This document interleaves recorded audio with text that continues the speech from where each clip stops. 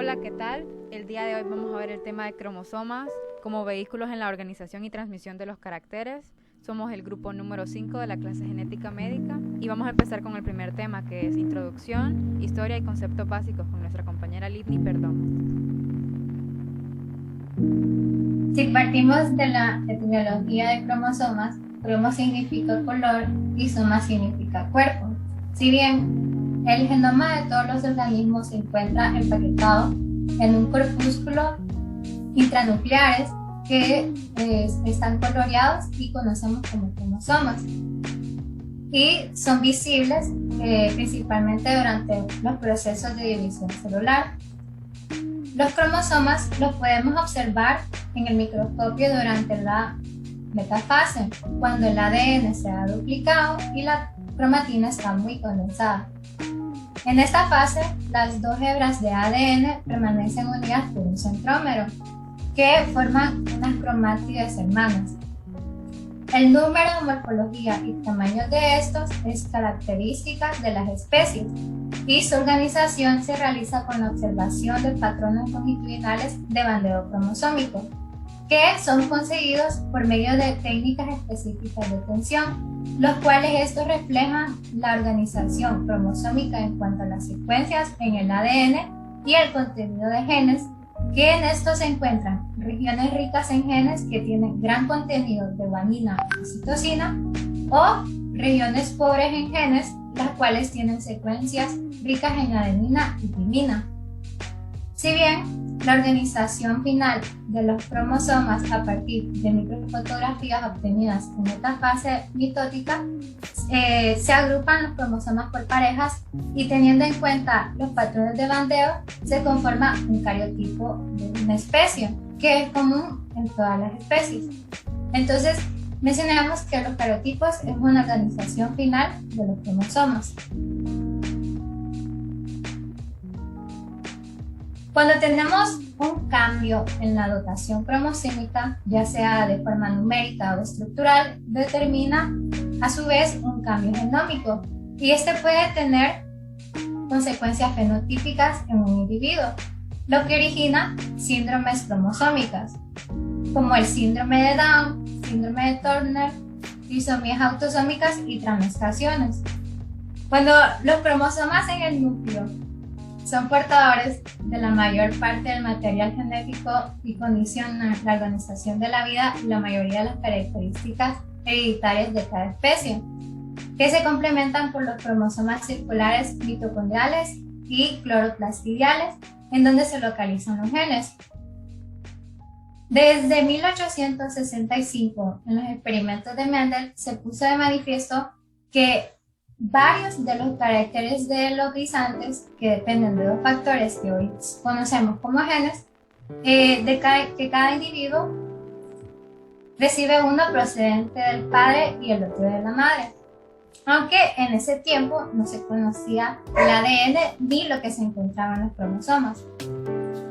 Ya en 1902, con Sutton y Berry, ellos fueron los primeros en observar que había un paralelismo entre la herencia de factores hereditarios y el comportamiento de los cromosomas durante la meiosis y la fecundación. Entonces ellos dedujeron que los factores hereditarios residían en los cromosomas, que esta afirmación nos sirvió de base para formular la teoría cromosómica de la herencia, que conocemos como los factores hereditarios que residían en los cromosomas. Ya en el siglo XX, con Johansen, se acuña el término de genes para denominar a los factores hereditarios mendelianos. Ya con la relación con los cromosomas, los primeros en ser visualizados fueron los de la mosca de la fruta, que se observó que en esta especie los machos tenían 3 pares de cromosomas homólogos llamados autosomas y un par de cromosomas parecidos pero no idénticos, los que designó con las letras X y denominó heterocromosomas o cromosomas sexuales. Luego de efectuar numerosos cruces, comprobó que había 4 grupos de genes que heredaban ligados que correspondían a los 3 autosomas y al par heteromórfico sexual. Con respecto a los cromosomas humanos, ya en el año 1956, Tijo y Levan establecieron definitivamente la dotación cromosómica. Ya luego, en 1969 y 1970, aquí se identificó plenamente todo el complemento del patrón longitudinal de bandas y se definió claramente cada uno de los grupos en el cariotipo humano. Ya en la mayoría de las eucariotas con reproducción sexual se encuentran dos cromosomas de cada tipo, que son llamados pares homólogos, y aquí en donde cada uno de ellos proviene de uno de los parentales, de modo que el número de cromosomas es de 2n, que esta propiedad se denomina diploidea, y cada homólogo puede portar diferentes alelos. Cuando un organismo posee dos copias idénticas para un gen específico, se dice que es homocigoto con respecto al gen. Entonces, esto significa que los dos parentales eran portadores del mismo alelo. Si el carácter es dominante, se emplea letra mayúscula y minúscula para el gen recesivo. Si los dos cromosomas homólogos portan el mismo gen, el organismo es homocigoto. Y cuando el tributo es dominante, se denomina homocigoto dominante. O cuando los dos alelos del atributo son recesivos, se conoce como homocigoto recesivo. En el caso de que el organismo porte cada uno de los homólogos un alelo diferente, se denomina heterocigoto y expresará el fenotipo dominante. Los genes están sometidos a procesos de mutación y otros procesos de reorganización, y estos provocan cambios reflejados en la expresión fenotípica de estos y origina diferentes formas con variaciones en su secuencia que se denominan alelos. Entonces, cuando la expresión de un alelo concreto provoca un cambio en el individuo que induce a su muerte, se denomina alelo letal. Si este alelo es dominante, será eliminado rápidamente, dado que se expresa tanto en homocigotos como en heterocigotos. En tanto, si el alelo que es letal es recesivo, solo se expresa causando la muerte en una condición homocigota, por lo que los heterocigotos serán portadores sanos y podrán escapar de la selección. Como estas mutaciones son esporádicas, aparecen en las familias y permanecen en los individuos heterocigotos, que solo reaparecen en los casos de matrimonios que conocemos como consanguíneos o endogámicos, que es una unión o reproducción entre individuos de ascendencia común, que permite la formación de individuos homocigotos recesivos con la expresión letal. Y aquí es interesante anotar que en todas las poblaciones existe una carga genética definida como el número de genes letales o que son perjudiciales para el organismo, que en su mayoría son recesivos, y la condición diploide muy generalizada en muchas especies y pasan inadvertidos de generación en generación. Entonces, por esta razón, para prevenir estos alelos letales, los genetistas emplean estudios de pedigrí familiar, que es una forma de análisis genético. Aquí en el pedigrí se evidencia caracteres letales recesivos que se transmiten en las distintas generaciones sin manifestarse y que solo puede aparecer a una consecuencia de una unión consanguínea. Hola compañeros, yo soy Marcela Pugón y les voy a hablar de la división celular, la mitosis y la meiosis. Primero que nada, en esta división celular tenemos una fase conocida como interfase del ciclo celular, y aquí los cromosomas se encuentran descondensados y forman parte de la cromatina nuclear.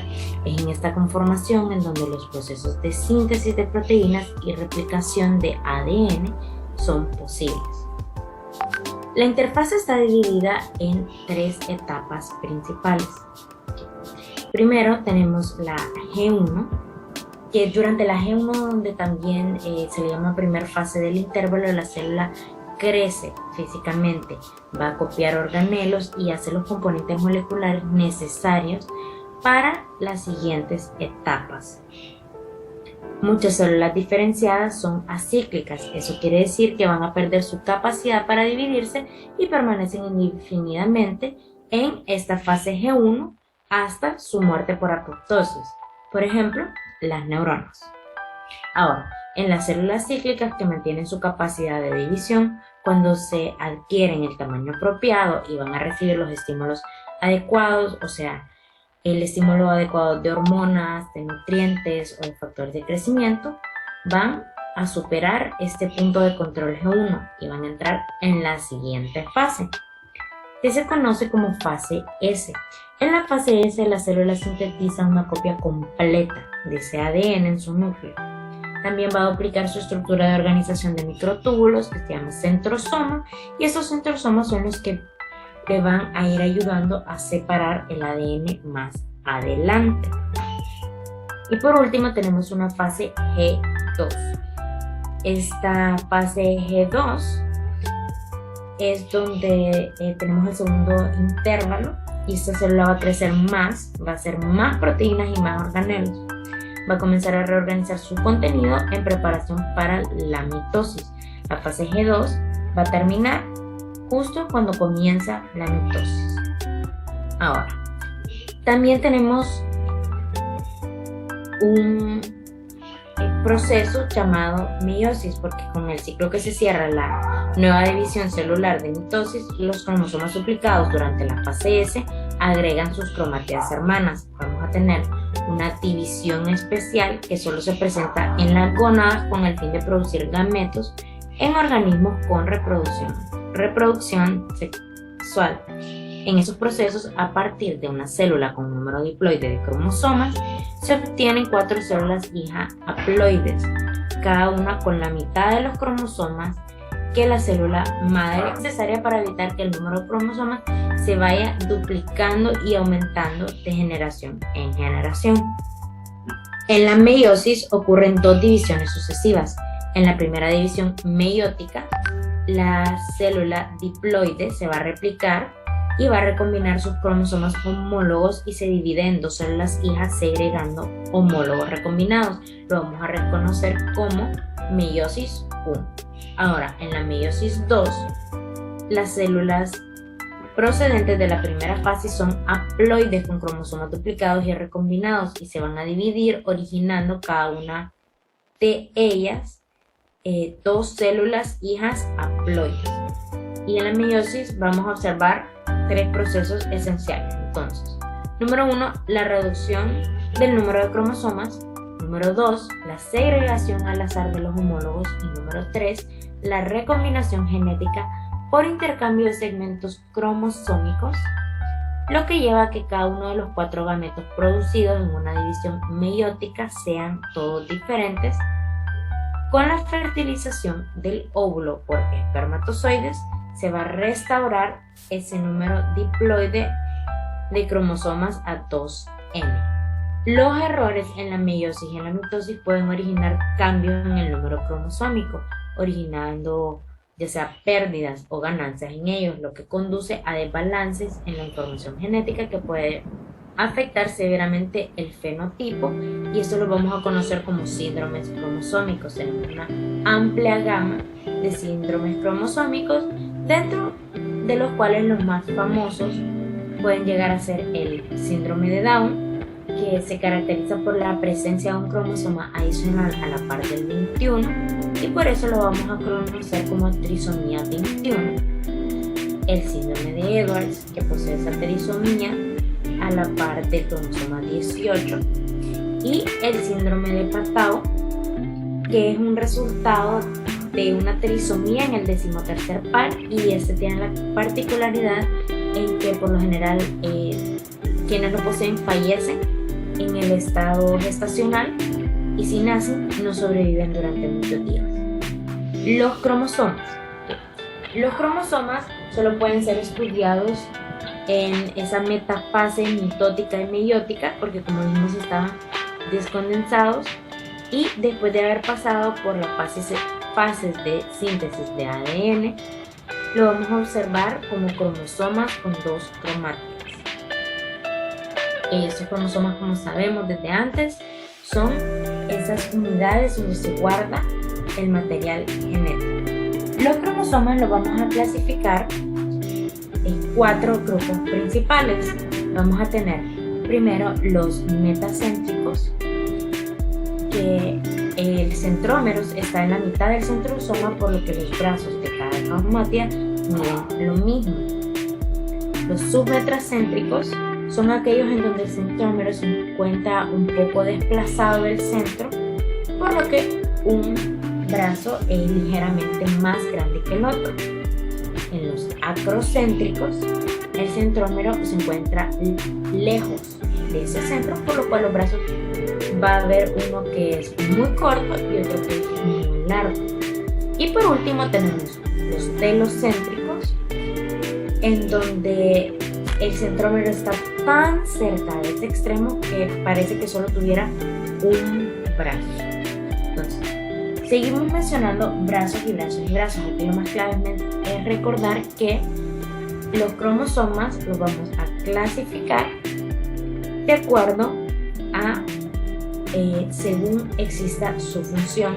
Y claro, cada especie tiene su número determinado de cromosomas. Nosotros los humanos vamos a tener 46, o sea 23 pares, que se van a dividir como cromosomas sexuales, que son los responsables de las características diferenciadoras del sexo, y los cromosomas somáticos, o sea los autosómicos, que codifican para todas las características no sexuales. Bueno, hola compañeros, ahora continuamos hablando sobre el estudio citogenético y sus aplicaciones clínicas. En este tema es conocido que entre el 3 y 5% de los niños nacidos en una población y periodo dado desafortunadamente presentan una anomalía congénita que puede ser detectada al nacimiento. Sin embargo, la fracción que se manifiesta en recién nacidos es pequeña y después de un año de vida su incidencia aumenta hasta el 10%.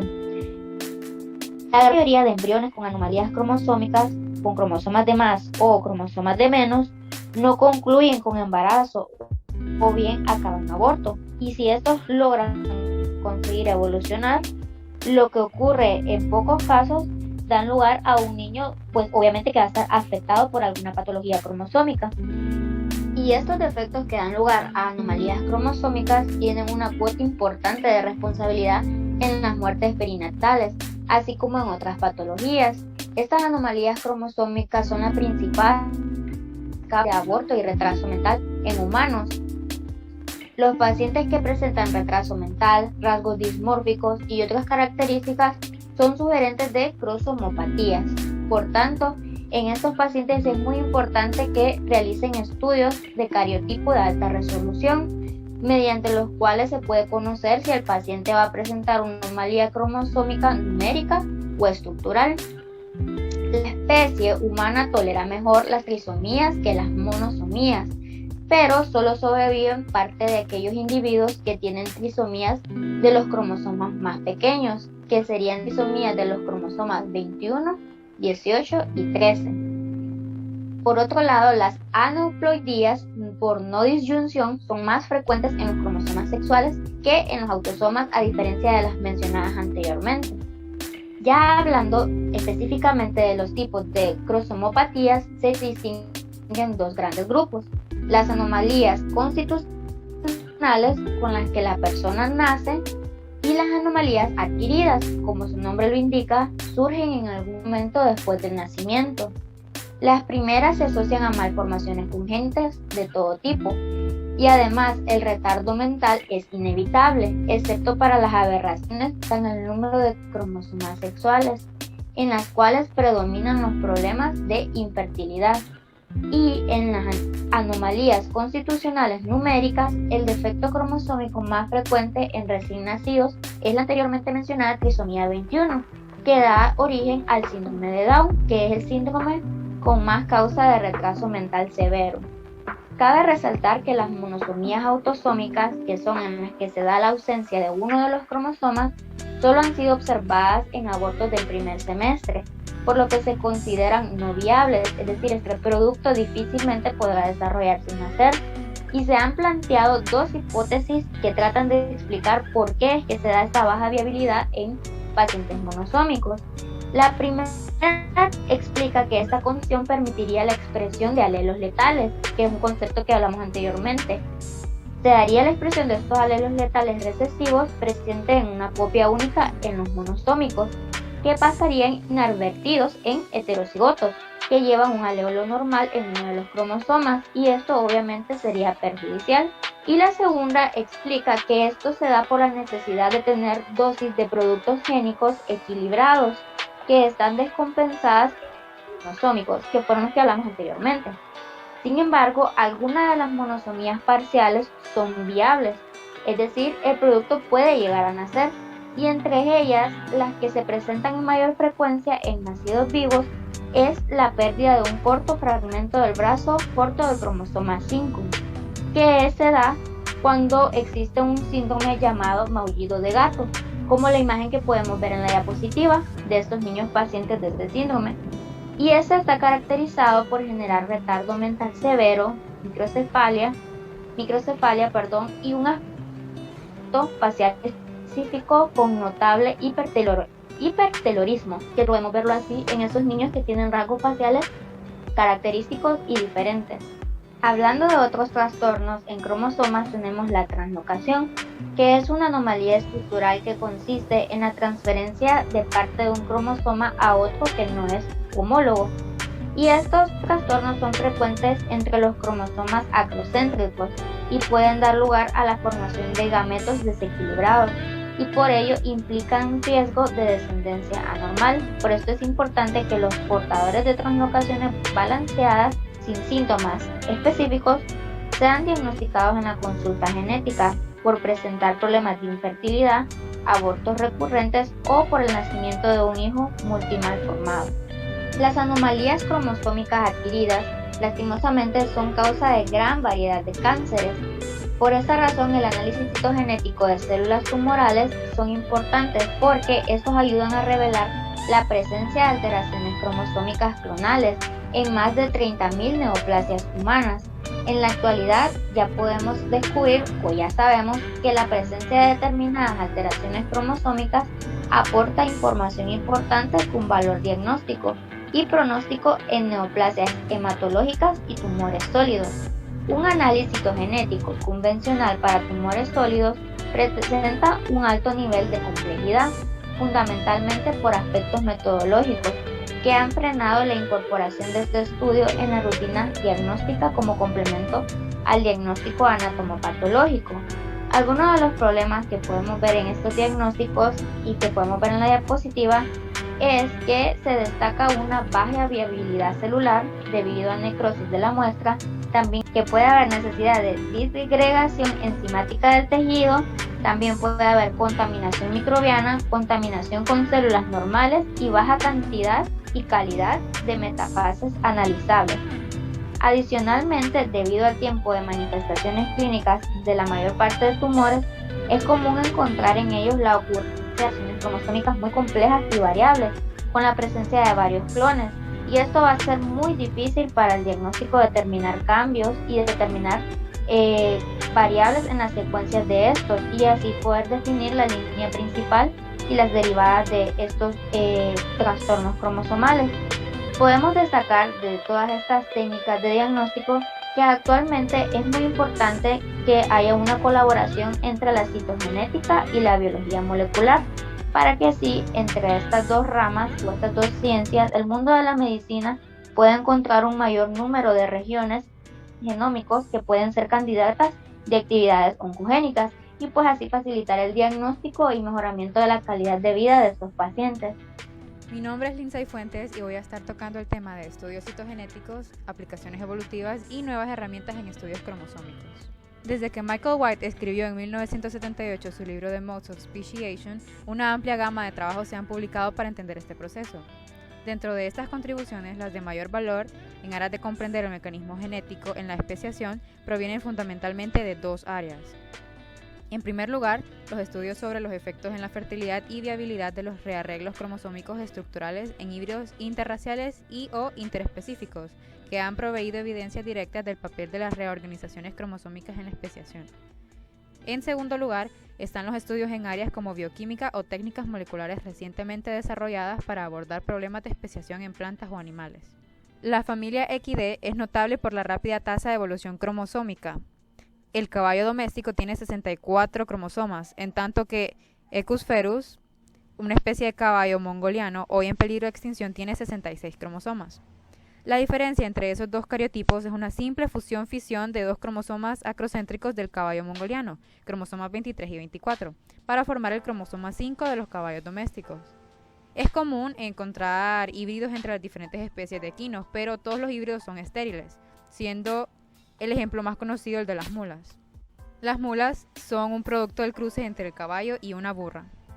Adicionalmente, según Young, en 2003 se pueden documentar numerosas translocaciones robertsonianas, que son fusiones repetidas o en tándem, y varias inversiones al comparar el cariotipo de caballos con el de las cebras.